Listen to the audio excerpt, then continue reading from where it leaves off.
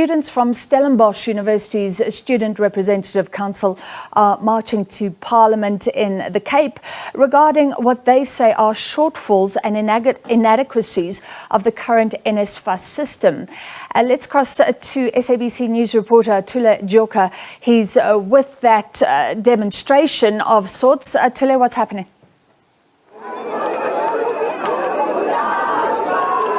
Well, where I'm standing, this is a precinct in front of CPUT University. This is where various SRCs of different major universities in Cape Town, such as University of Western Cape, CPUT, UCT and UWC have all gathered here. They will be marching to Parliament to hand over their grievances over what they call discrepancies in the new direct payment system of NSFAS. They are saying that system is very slow. Some of the students do not receive their payments. Some receive their payments very late, and they are charging exorbitant charges, and they want that to be changed instead, to move over to that old system. But I will be speaking to one of the student leaders, president of SRC in UWC, Mandla Ongenochawa. President of UWC SRC, talk to us about this particular demonstration here today. Where are you going to? Who's here? And what are your grievances? No, thank you very much. We're here probably now for the fourth time, and not here at Parliament, but of course trying about the very same thing that we've been trying about. We went to NSFAS at the beginning, towards the end of last semester, to deliver a memorandum of demands on behalf of all 14 institutions across the country. There were four main issues that we're raising. The first item on the agenda list is the direct payment, which has been introduced by Blade in Demand and NSFAS. Secondly, 60 policy credit, which says that a student cannot get allowances, cannot get accommodation, can only pay for their fees. Thirdly, it is the issue of inconsistency in funding, where students get to be funded at the beginning of the year. When the year progresses, a student gets to be defunded.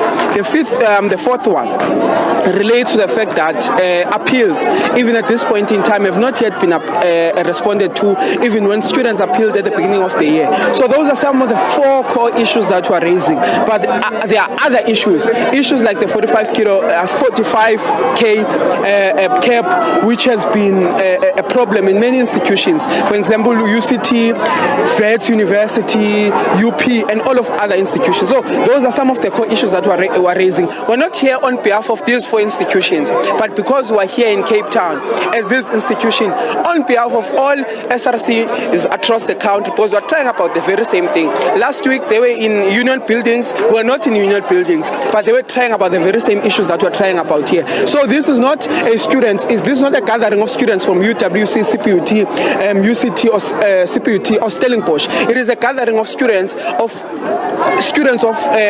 institutions of higher learning across the country.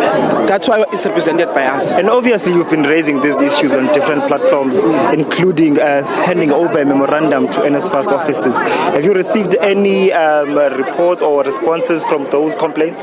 We've never received any response to our memorandum. It has never been acknowledged to say that you have acknowledged your memorandum. This is what we are going to do. Whether you agree with what you have said in the memorandum, but at least give us the respect, the necessary respect to respond, acknowledge our memorandum of demands. That was not done. After that, we convened, we went to DHET offices to set up we sent a letter to the minister to say that, Minister, we've submitted the memorandum of demands, have not been addressed. We seek your intervention. We seek a meeting with you so that we can be able to engage on these issues. Our letter was not responded to. We went to DHET offices in Pretoria to set up an appointment. We spoke to the Chief of Staff. The Chief of Staff promised us a meeting. Till today, the meeting has not yet come. We then we submitted a memorandum of demands to the union buildings. It was taken by the presidency's office, but it was not responded to. 7 days has passed. That's why we're gathering here today to say that we have exhausted all the processes that we ought to exhaust. NSFAS, DHET, President, now we're in Parliament to seek Parliament to ensure that we enforce our demands. Also, just on a practical level, how does this affect students? You are talking about about late payments, some payments not reflecting, some students who have less than 60 credits do not receive these allocations. How does this affect your students? Well, first of all, students, when you get to be told that you are funded at the beginning of the year, a student has to make a choice if whether they are going to accept that funding. Once you accept that funding from NSFAS, it means you cannot take any other funding. Now, the students that were funded at the beginning of the year, those students might have had options. Those students were told that they are funded, the year progressed, they are told they are unfunded. Those students were staying in private accommodations. In a private accommodation, you cannot stay there if you do not have guaranteed funding. First of all, those students now are evicted in various private accommodations across the country, because those private accommodations, the only thing they are concerned about is profit. Secondly, direct payment. There are charges that are very exorbitant, more than even the bank charges in normal banks, where a student now gets to be charged 15 rands for simply withdrawing. It's ridiculous. It doesn't make sense. If NSFAS wants to introduce it, they must take every service fees. They must pay those services by themselves.